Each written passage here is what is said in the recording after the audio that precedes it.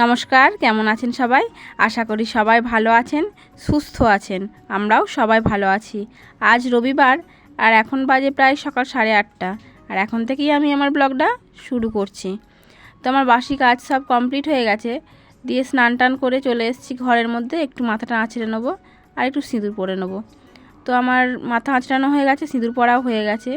দিয়ে বাইরে এসে ক্লিপটা একটু মাথায় দিয়ে নেবো, কারণ কাজকর্ম করার সময় আমার ভিজে চুল গায়ের মধ্যে লুটোলে একদম কাজ করতে পারি না। আমি একবারে গুছিয়ে গাছিয়ে চুল মাথার উপরে থাকবে, আমার সেটাই ভালো লাগে। যাই হোক, এই যে মুড়ির তরকারি একটু চাপিয়ে নিয়েছি, এটা দিয়ে একটু মুড়ি খেয়ে নেবো। তারপরে আবার রান্নাবান্না হবে। রান্নাবান্না বলতে আজকে একটু ভাত হবে আর মাছের ঝাল হবে। আর এই যে আটা মাখছি, দুটো রুটি হবে। আর এই রুটি আমার ছেলে আর তোমাদের দাদা ভাই দুজনেই খাবে, কারণ তোমাদের দাদা ভাই আজকে সারাদিন ভাত খাবে না, তাই রুটি দিয়েই ওর সারাদিন চলবে। আর এই আলু দিয়ে বরবটি দিয়ে তরকারি করব, এটা ভাতের সঙ্গেও হয়ে যাবে আর রুটির সঙ্গেও হয়ে যাবে। আলু দিয়ে বরবটি দিয়ে যে তরকারিটা করব, সেটাতে মিষ্টি একটু দেবো না, দিলেও 4-5টা দানা শুধু দেবো, আর দেবো না। তাহলে ভাতের সঙ্গেও ঠিকঠাক হবে। আর একটু মিষ্টি পড়ে গেলে রুটির সঙ্গে ভালো লাগবে, কিন্তু ভাতের সঙ্গে আর খাওয়া যাবে না। তাই একটুখানি আদা জিরে গুঁড়ো, লঙ্কা গুঁড়ো, হলুদ গুঁড়ো দিয়ে নুন দিয়ে একটু ভালো করে কষে নিয়ে ঢাকা চাপা দিয়ে দিলাম, এটাতেই হয়ে যাবে। আর মাছের ঝাল করেছি আমার ছেলে হয়তো দুটো রুটি খাবে আর একটু ভাত খাবে। আর তোমাদের দাদাভাই শুধু রুটি খাবে, সারাদিন রুটি আর এই তরকারি দিয়ে হয়ে যাবে।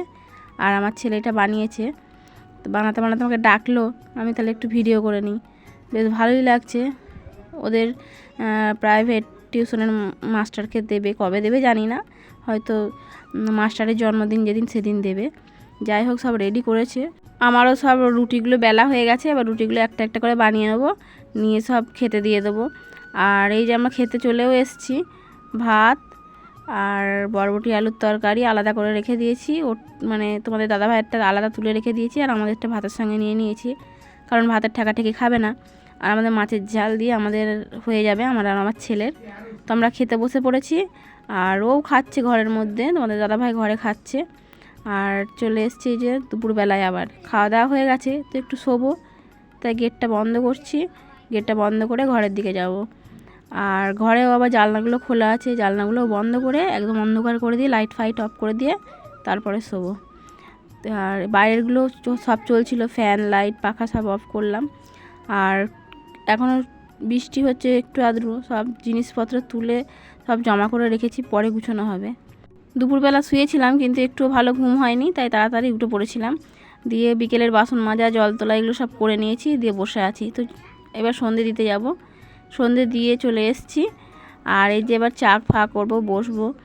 আর আমার ছেলে আবার এই যে বাঁশ দিয়ে কী সব বানিয়েছে ক্যারাম খেলার জন্য, একটা চেয়ারের মতো বেশ ট্যুরের মতো বেশ সিস্টেমটা করেছে, দিয়ে ওতেই খেলাধুলা হচ্ছে ওদের দুজনাকার।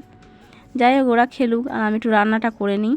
রাত্রিবেলায় একটু পাঁঠার মাংস হবে, প্রসাদী পাঁঠার মাংস পেয়েছে বলতে পাশের গ্রামে একটু মেলা আছে, সেখানেই সব পাঁঠা বলে দিয়েছে, তো সেখান থেকেই পেয়েছে। তো আমার রান্নাবান্না হয়ে গেছে, তো এবার আমরা শুতে যাব। তো আপনারাও ভালো থাকবেন, সুস্থ থাকবেন।